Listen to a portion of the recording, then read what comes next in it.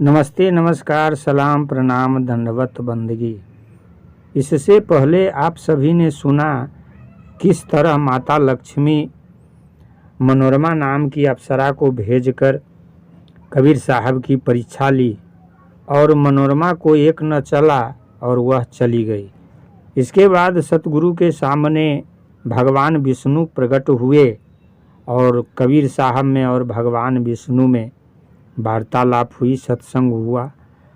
अब आइए आगे सुनते हैं श्री मूलक दास जी का प्रसंग।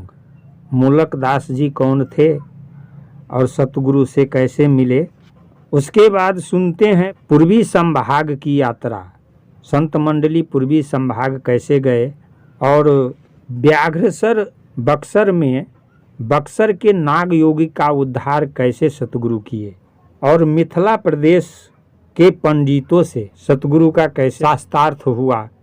इससे पहले आप सभी से अर्जी, निवेदन, विनती, प्रार्थना है, लाइक कर देंगे, सब्सक्राइब कर देंगे और ज़्यादा से ज़्यादा शेयर कर देंगे, जिससे सभी संतों को सुनने को मिले, संत प्रेमियों को सुनने को मिले। साहेबंदगी, साहेबंदगी, साहेबंदगी। सभी भक्त राम नाम का जप कर रहे थे।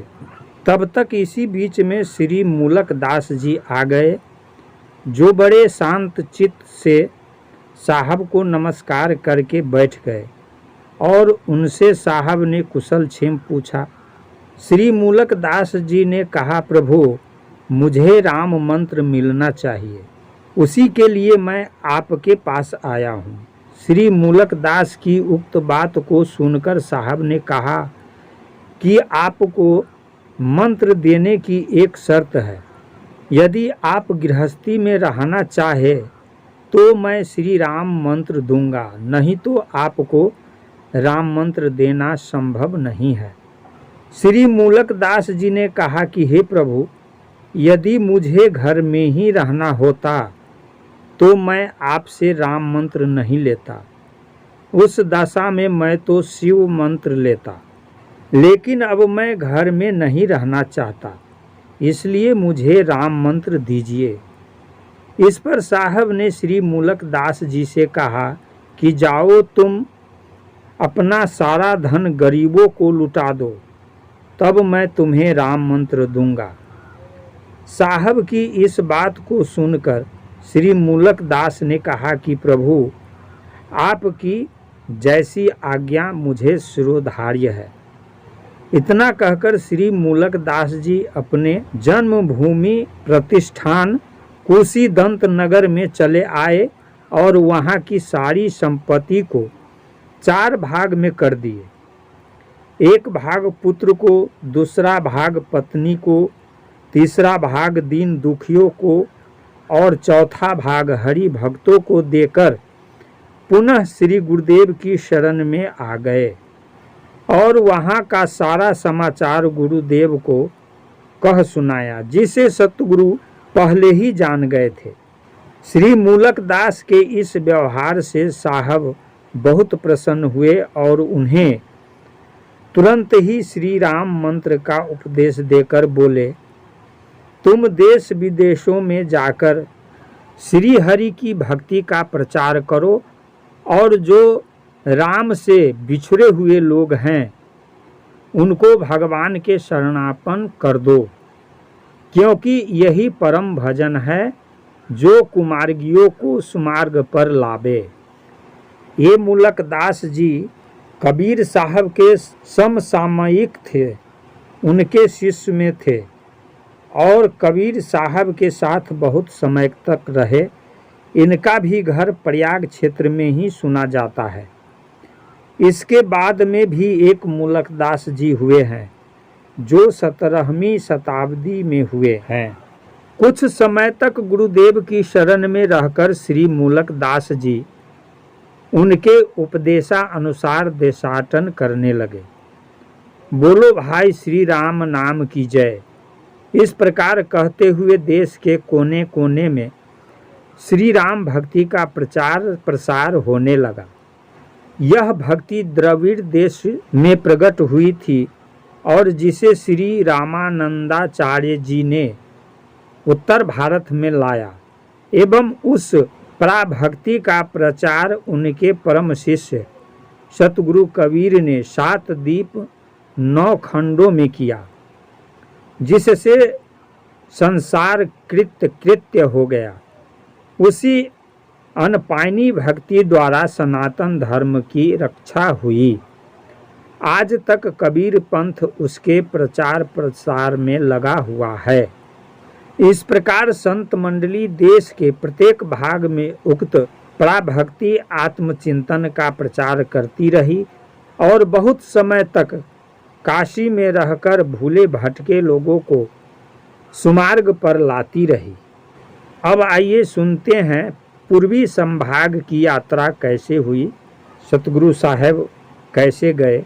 इसी संदर्भ में एक दिन सतगुरु कबीर ने संत मंडली की ओर लक्ष्य करके कहा, अभी पूर्व दिशा की ओर पूरा सुधार नहीं हो पाया है, इसलिए बसंत पंचमी बिताकर आसन बांधो। संत मंडली बसंत पंचमी के व्यतीत होते ही चल पड़ी और गंगा को पार करती हुई व्यास चबूतरे पर गई, जहां पर 2 दिन तक सत्संग चलता रहा। तत्पश्चात संत मंडली वहां से आगे की ओर जाने के लिए तैयार हो गई। सभी संतों ने अपना अपना बिगुल बजाया और आगे की ओर चल दिए। काशी नगर से 2 योजन तक महाराजा धीराज बिरदेव सिंह बघेल पहुंचाने गए, जिनके साथ राज्य के बड़े बड़े कर्मचारी भी थे। सतगुरु ने उन लोगों से कहा कि अब आप लोग वापस जाइए, अपने राज्य के कार्य को देखिए और प्रजाजनों का सुखपूर्वक पालन कीजिए। सतगुरु की आज्ञा पाकर बिरदेव सिंह ससमाज वापस चले आए और राज्य का देखभाल करने लगे। यहाँ एक साखी है, भक्ति द्रविड़ उपजी लाए रामानंद, प्रगट करो कबीर ने 7 दीप 9 खंड। उधर संत मंडली प्रत्येक गांव एवं नगरों से होती हुई भक्ति भाव का प्रचार प्रसार करती हुई पूर्वी राजस्थान उक्त प्रांत बिहार में बक्सर के पास पहुंची, जहां बड़े बड़े सिद्ध एवं विद्वानों के दर्शन हुए। वहां के सभी लोग सतगुरु देव के आगमन को सुनकर बड़े प्रसन्न हुए और सभी भद्र पुरुष संत मंडली के आगमन को सुनकर स्वागत के लिए नगर से बाहर आए एवं सतगुरु के गले से मिले। संत मंडली के साथ गुरुदेव चरित्रवान महर्षि विश्वामित्र के आश्रम पर गए। वहां पर वट वृक्ष के नीचे सभी संतों का आसन लग गया और कथा कीर्तन एवं राम नाम की ध्वनि होने लगी। सतगुरु के आगमन को सुनकर दूर दूर के लोग दर्शन के लिए आने लगे और सतगुरु का दर्शन करके कृत होने लगे। सभी लोग ध्यान पूर्वक गुरुदेव के प्रवचन को सुनने तथा श्री राम भक्ति को दृढ़ता के साथ अपनाने लगे। इस प्रकार लोगों का अधिक झुकाव सतगुरु कबीर की ओर जानकर कुछ ब्राह्मणों ने उनसे नोक झोंक करने की इच्छा की, परंतु वहां के समांत राजपूतों ने सभा से उक्त ब्राह्मणों को निष्कासित कर दिया। फिर भी कुछ कट्टरपंथी ब्राह्मणों ने एक दिन प्रातः संत मंडली के समीप आकर कुछ प्रश्नों को किया, जिसका उत्तर श्री सुरती गोपाल साहब ने बड़ी सरलता से दे दिया। इस प्रकार प्रत्येक ब्राह्मण अपने अपने प्रश्नों का उत्तर सुनकर चुप हो गए। अंतोगत्वा सभी ब्राह्मण पराजित होकर सतगुरु के चरणों पर गिर पड़े एवं उनसे राम नाम पाने की याचना करने लगे। उनमें विनम्रता आ जाने के कारण सतगुरु कबीर ने उन्हें महामंत्र राम मंत्र का उपदेश दिया। सतगुरु ने उसी निर्गुण राम की भक्ति को दृढ़ किया जो जन्म मरण से परे तथा जो कभी माता के उदर में समाविष्ट नहीं होने देती। कबीर साहब के उक्त उपदेश को वहां के सभी जन साधारण एवं पंडित लोगों ने प्रेम पूर्वक स्वीकार कर लिया। पश्चिम बिहार अर्थात भोजपुर क्षेत्र की पूर्वी राजस्थान कहा जाता था। भजिए निर्गुण राम को तजिए विषय विकार, बिज्जक की साखी। अब आइए सुनते हैं व्याघ्रसर बक्सर के नाग योगी का उद्धार कैसे हुआ। इसी संदर्भ में एक दिन व्याघ्रसर के किला से बहुत बड़ा सर्प निकला, जिसका सिरोभाग मनुष्य का था एवं नीचे का भाग सर्प के आकार था। उसे देखने से ऐसा लगता था कि मानो साक्षात भगवान शेषनाग ही हो।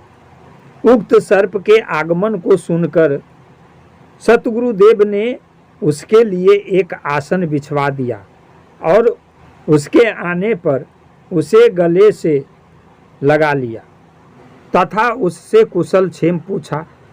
तत्पश्चात सतगुरुदेव और उस नाग योगी से कुछ सांकेतिक रूप से ज्ञान की चर्चा होने लगी। इस सांकेतिक चर्चा को उपस्थित लोगों में मात्र श्री सुरती गोपाल दास जी ही समझ रहे थे। अन्य लोगों को कुछ भी समझ में नहीं आ रहा था। श्री नागराज ने भूमि पर एक रेखा खींच दी जिसमें शून्य लिखा। तत्पश्चात गुरुदेव ने सतगुरु ने कहा कि यदि आपकी इच्छा हो तो एकांत में चला जाए।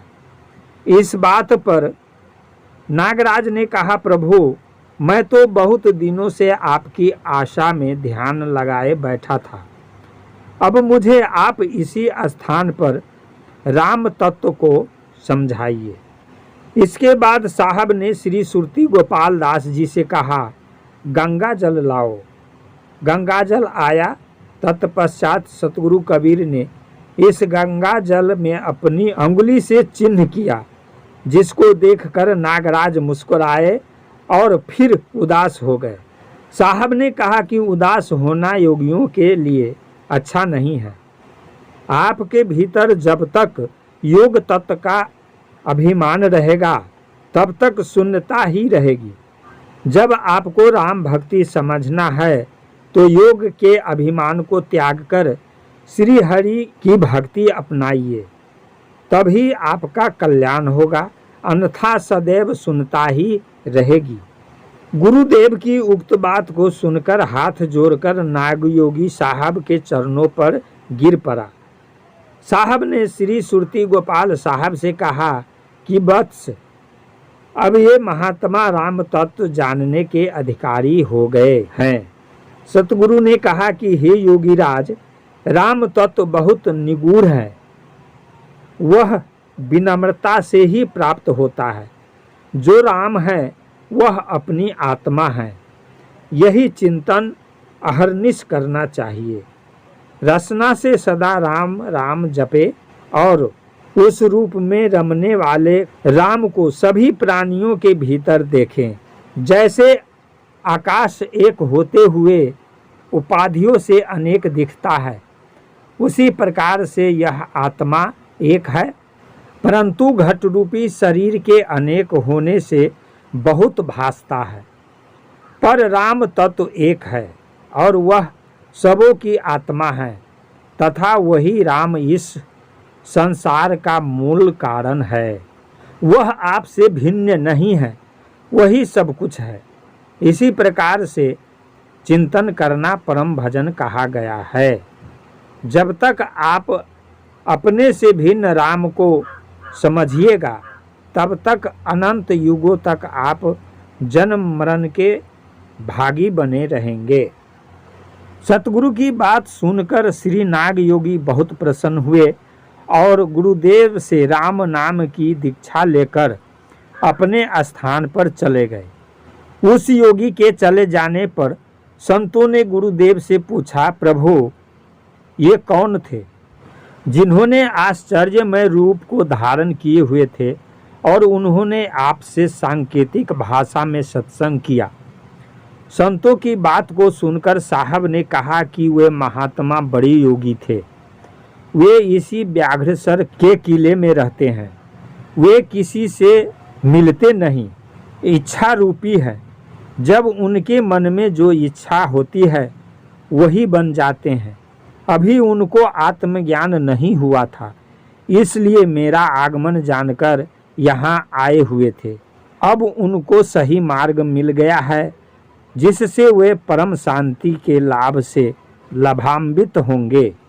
प्रतिदिन हजारों की संख्या में सतगुरु के दर्शन के लिए आते रहे और श्री राम भक्ति का उपदेश सुनकर जीवन को सार्थक बनाते रहे। इस प्रकार संपूर्ण भोजपुर क्षेत्र वैष्णव बन गया। यह देखकर सतगुरु ने संत मंडली की ओर आदेश दिया कि यहाँ से चलना चाहिए। प्रातः होते ही संत मंडली ने वहाँ से प्रस्थान कर दिया। अपार जन समूह गुरुदेव को पहुँचाने के लिए बहुत दूर तक गया और अंत में विदा कर अपने अपने स्थान को लौट आए। परंतु लोगों का मन महीनों तक सतगुरु के चरणों में लगा रहा।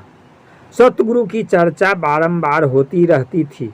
सभी लोग आनंद से जीवन व्यतीत करने लगे।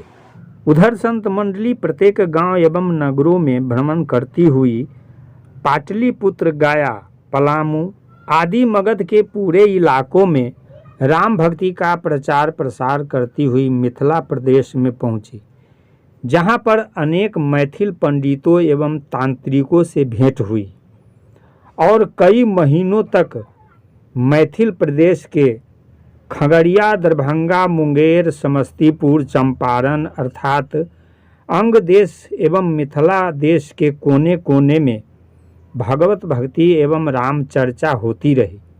पंडितों के घोर विरोध का सामना करना पड़ा था, क्योंकि मैथिल लोग राम भक्ति के घोर विरोधी थे। अनेक बाधाओं के बावजूद सत्संग चलता रहा। संत मंडली को मैथिल पंडितों के घोर विरोध का सामना करना पड़ रहा था, क्योंकि मैथिल लोग राम भक्ति के घोर विरोधी थे। इसलिए प्रचार मार्ग में संतों को पग पग पर वे बाधा उपस्थित करते थे। मैथिल लोग शक्ति की उपासना पर अधिक बल देते थे।